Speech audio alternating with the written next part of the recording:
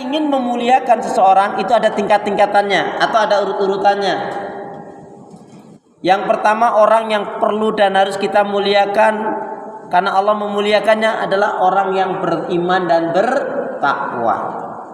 Inna akramakum indallahi atqakum. Sesungguhnya orang paling mulia di antara kalian di sisi Allah adalah yang bertakwa. Kemudian siapa orang yang hendaknya kita muliakan? Yang kedua adalah orang yang berilmu dengan benar. Kenapa orang yang berilmu dengan benar kita muliakan? Allah juga memuliakan kok. Allah berfirman di dalam surat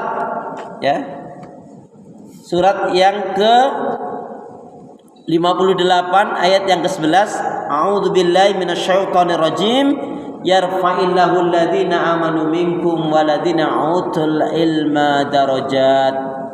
Maka niscaya Allah Subhanahu wa taala akan mengangkat orang-orang yang beriman dan berilmu di antara kalian dengan beberapa derajat. Ya.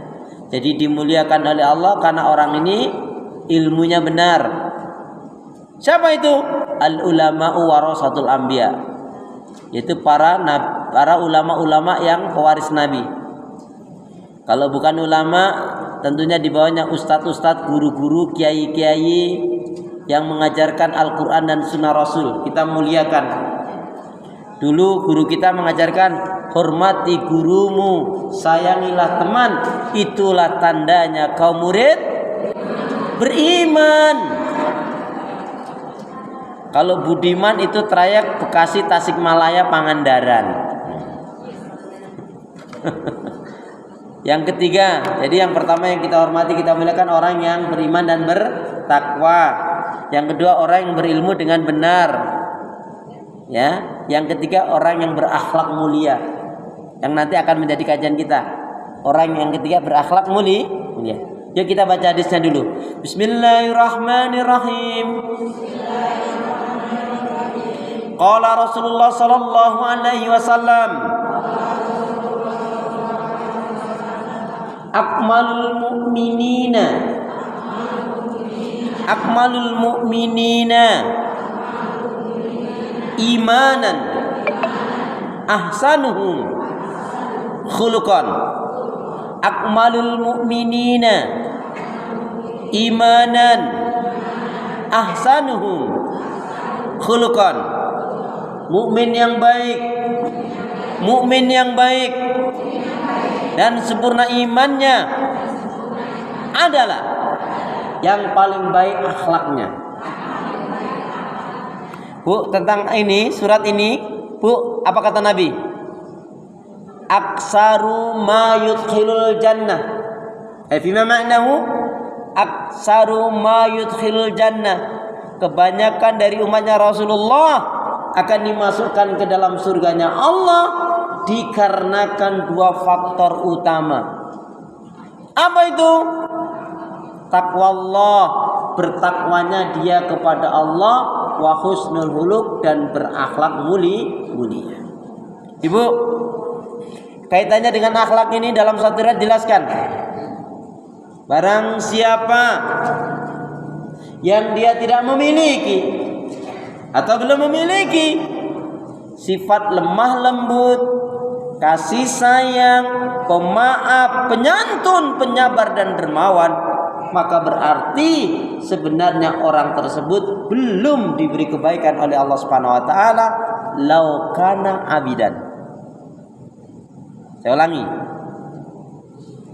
Barang siapa yang dia tidak memiliki atau belum memiliki sifat lemah lembut, kasih sayang, pemaaf, penyantun, penyabar dan dermawan, maka berarti sebenarnya orang tersebut belum diberi kebaikan oleh Allah Subhanahu wa taala, lau kana abidan, meskipun dia ahlul ibadah. Makanya Allah sangat benci, Bu.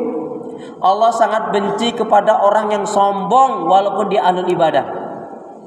Kecuali dia mau tobat, taubatan nasuha. Dia mau berhijrah dengan sebenar-benarnya hijrah. Dia mau beribadah dengan sebenar-benarnya ibadah. Bu, sombong itu bentuknya bisa geguyon, candaan, gurau. Ya, saya ulangi, sombong itu bisa bentuknya geguyon, candaan, lelucon. Contohnya gini, ibu-ibu ini habis pulang dari kajian ini, taklim ini, sampai rumah, terus temu tetangganya, dari mana Cen? Yang ngaji lah, taklim lah, nggak kayak lu, nggak sadar-sadar.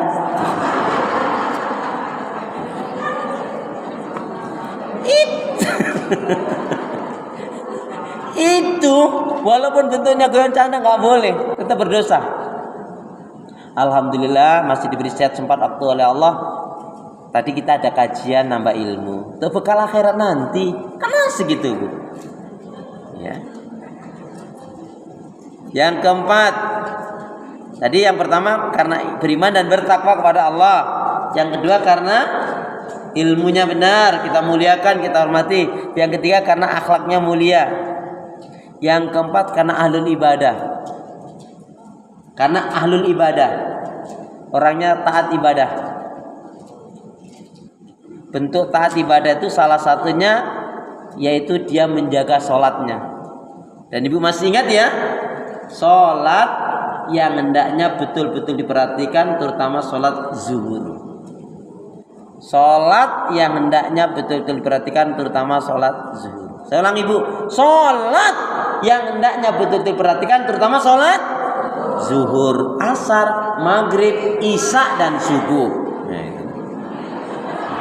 Ya, itulah sholat-sholat yang hendaknya betul-betul diperhatikan, terutama sholat zuhur, asar, maghrib, isya dan subuh. Masya Allah. Ya kan ini kita mulainya dari zuhur. Jadi orang yang ahlul ibadah, salah satu yang ini, kalau ada orang yang kamu lihat dia suka ke masjid, dia menjaga sholatnya, kalau ini laki-laki terutama. Kalau wanita ya, kalau kamu lihat ada orang yang suka ke majelis ilmu dan dia betul-betul mengharapkan keridhaan Allah, memang dia ingin mengharapkan tadi cinta, ridha dan surganya Allah. Dari ngajinya, dari menuntut ilmunya, dia berubah menjadi lebih baik. Dia senang melakukan kebaikan. Kalau demikian yang terjadi, fahuwa mu'minun. Saksikan, dia adalah betul-betul orang yang beriman. Jadi orang beriman itu memang menginginkan kebaikan-kebaikan. Ya, tidak pernah mau melakukan keburukan. Bu, ibu, kita ini diwajibkan oleh Allah untuk beribadah. Hidup itu adalah untuk ibadah. Maknanya adalah untuk banyak mengingat Allah. Berarti apa? Enggak mengingat salah dosa orang. Capek, ngerusak hati. Ibu ingat-ingat salah dosa orang, untungnya enggak ada. Dia masuk neraka pun enggak ada untung kita kok. Makanya buang nih sifat hasad, iri, dengki, dendam itu. Ibu pernah nggak punya guru ketika dulu SMP, SMA, punya guru yang janggalin? Ada nggak? Ada nggak? Astagfirullah, bu. Baru diingetin. Udah kejadian bertahun-tahun masih diinget aja sampai sekarang. Astagfirullah. Iya, apalagi sudah dulu tutup buku, Bengkulu, Semarang. Dulu gitu dong. Masya. Ya ditanya, Ustaz nggak tanya yang itu dong, gitu dong. Astagfirullah. Kemudian yang kelima, yang kita hormati, kita muliakan, yang keempat tadi adalah ahlul ibadah kan. Yang kelima baru bu,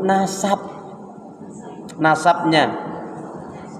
Silsilanya, nasabnya, nyai itu, ustadz itu, guru itu, bapak itu, ibu itu, masya Allah, itu keturunan ningrat, darahnya darah merah. Kok ibu mau dikibulin darahnya biru? Nggak percaya saya. Nah itu istilah, kalau istilah salah ya jangan diikutin. Contoh lagi, nampaknya ini gurau canda tapi ini bisa syirik. Siapa penjaga laut pantai selatan? Allah. Ini Roro Kidul. Ya, astagfirullah. Nah, kemudian yang keenam, orang yang kita muliakan karena umurnya, usianya.